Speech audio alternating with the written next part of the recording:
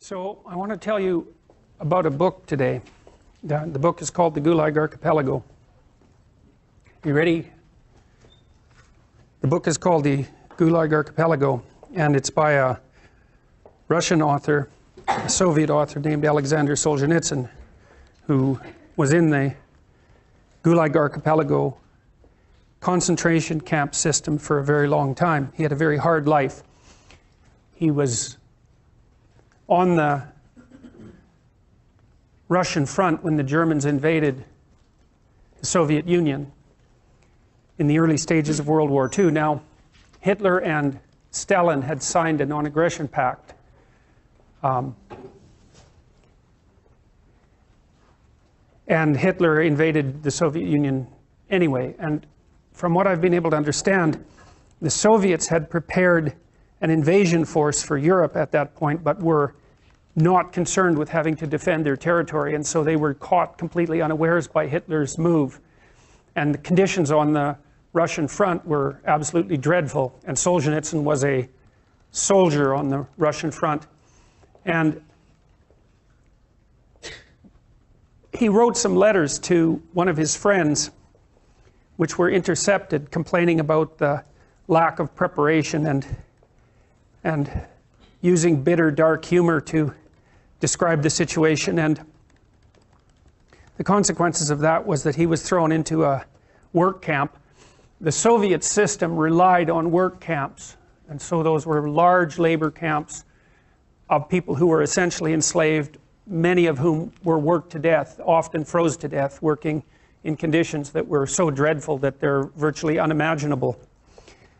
Solzhenitsyn spent a very large number of years in these camps, sometimes in a more privileged camp because he was an educated man, and sometimes in worse camps. He also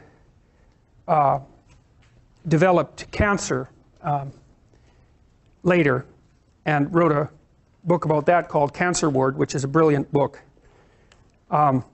So he had a very hard life. There's just no way around that. To be on the front and then to be in a concentration camp and then to have cancer, that's pretty rough. Now, he wrote The Gulag Archipelago. He wrote a book called One Day in the Life of Ivan Denisovich first. That was published in the early 1960s. When there was a brief thaw, Stalin was pretty much out of the picture by the end of the 1950s. There's some indication that he was murdered by Khrushchev, and Khrushchev became premier of the Soviet Union after Stalin.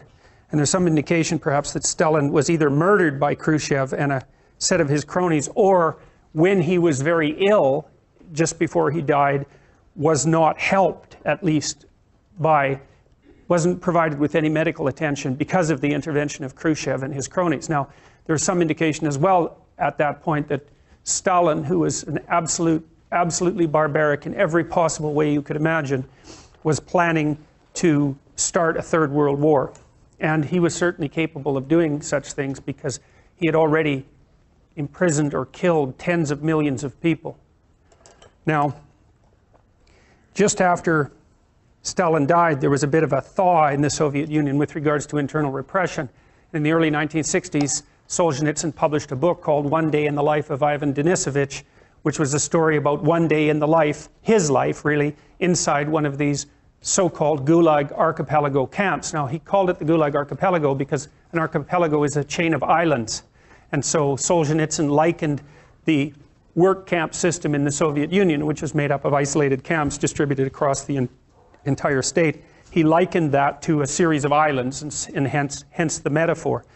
And One Day in the Life of Ivan Denisovich was one of the first publications released in the Soviet Union that dared make public what had happened inside these camps, at least initially. Now, that thaw didn't last very long, but that book had a tremendous effect. It's a short book. It's worth reading.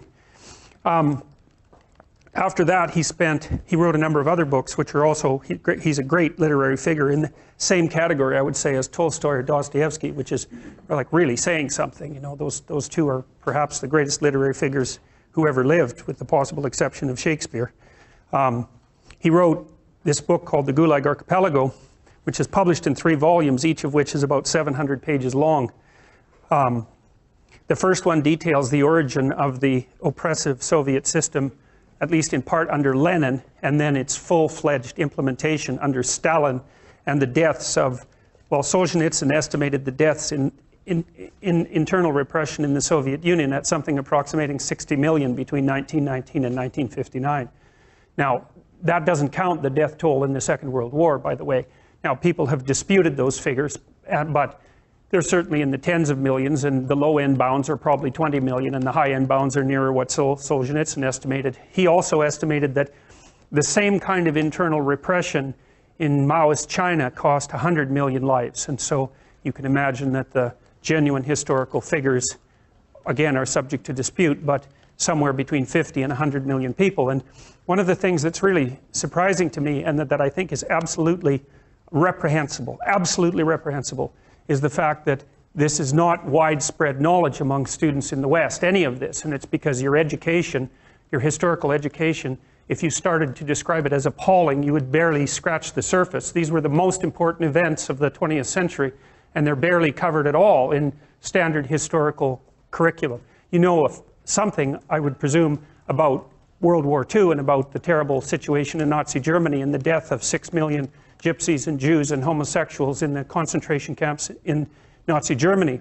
But my experience with students has been that none of them know anything about what happened as a consequence of the repression of the radical left in the 20th century. And I believe the reason for that is that the communist system had extensive networks of admirers in the West, especially among intellectuals, and still, in fact, does, which is also equally reprehensible.